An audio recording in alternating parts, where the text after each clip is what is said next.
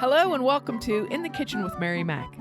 Today we're going to give you a recipe for a delicious chickpea salad that you can eat as it is, or in a sandwich or a wrap, or you can scoop out a tomato and put it in there. There's 100 things you could do. Well, I don't know. That's not 100. That's like 5. But there's a lot of things you can do with this salad, and it's a really good salad and pretty easy to make. I'll give you the ingredients list, and then we're going to have a very specific direction area on flavoring the chickpeas. So, here we go. You'll need 1 15-ounce can of chickpeas, drained, rinsed, and you want to let them drain really well in a colander, and then we're going to put them on a nice smooth cotton towel and let them dry more. That's a lot for the chickpeas, but they get all the work in this. Okay, 1 15-ounce can of chickpeas with all the stuff that I just said. 3 to 4 green scallion-style onions, chopped, the tops chopped too. 1 rib of celery, diced really fine. 1 tablespoon of sweet pickle relish. 1 teaspoon of Mary Mac's this and that, or your favorite seasoning that you would use like for roasted vegetables or something like that. I wouldn't recommend taco seasoning, but like Cajun seasoning would be good if you like spicy, or a garlic style blend would be good. But I used my original recipe, this and that.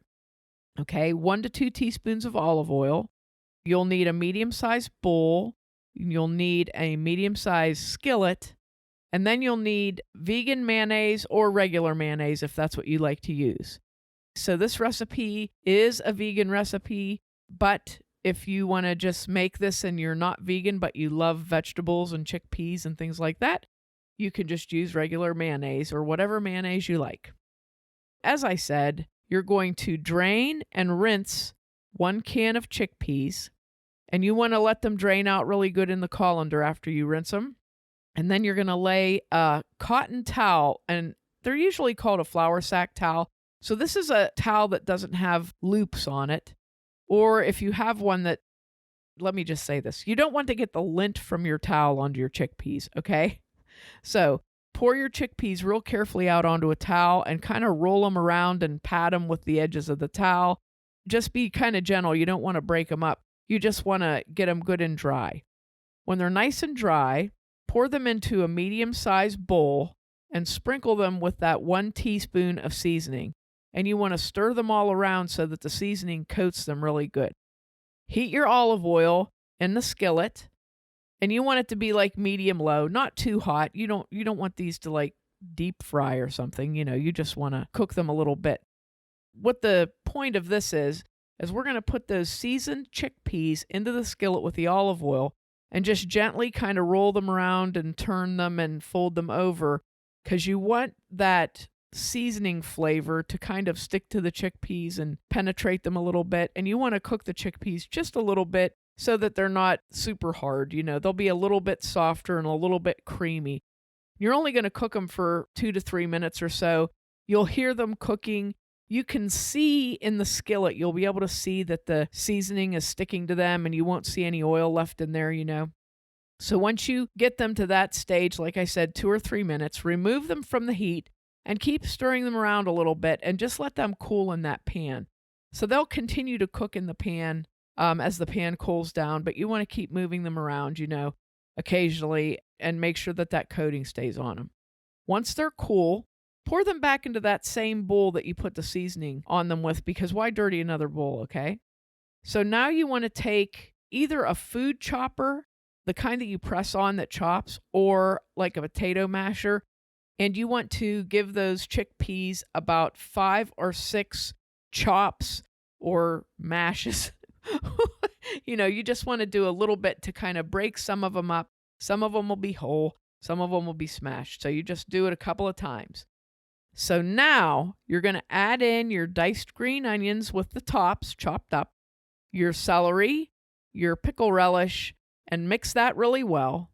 And then add your mayo. And I said like a half a cup, but if you're a person that likes more, definitely use more. Use what you want. And you want to mix that really well. And then refrigerate for 1 to 2 hours to allow the flavors to blend together. And you can serve this on a bun or toast or in a wrap with tomato slices. Or like I said, you can take, when tomatoes are in season, this is a really good thing to do. You take the top off of the tomato and scoop the insides out, save them for something else, and put your salad in there and serve yourself a really fancy little salad in a tomato cup. But this salad is really good. And actually, it's way better the next day even. So if you want to make it the day before for something, it's a perfect thing to just leave overnight for the next day. This makes about 2.5 cups. So it makes a nice amount of salad. I put it in my husband and I each ate a sandwich with it, and I put the remains in a 1-pound plastic container. The remains? The leftovers, the rest. Okay, the rest of it. That's like a Halloween dish. We're having the remains. You could wrap the remains in romaine and eat them. But I put the rest of it in like a 1-pound container and almost filled it. So that it made a nice amount. This is so good, like on a hot day, if you want to have something kind of lighter. Sometimes I just want something nice and light and flavorful and tasty, something really tasty. And this method of flavoring the chickpeas works really well because obviously, some of the seasoning is going to mix in with that mayonnaise, and it just lends a really nice flavor to it. I hope you like this recipe as much as we do. We really thought it was good. Give it a try and let me know what you think.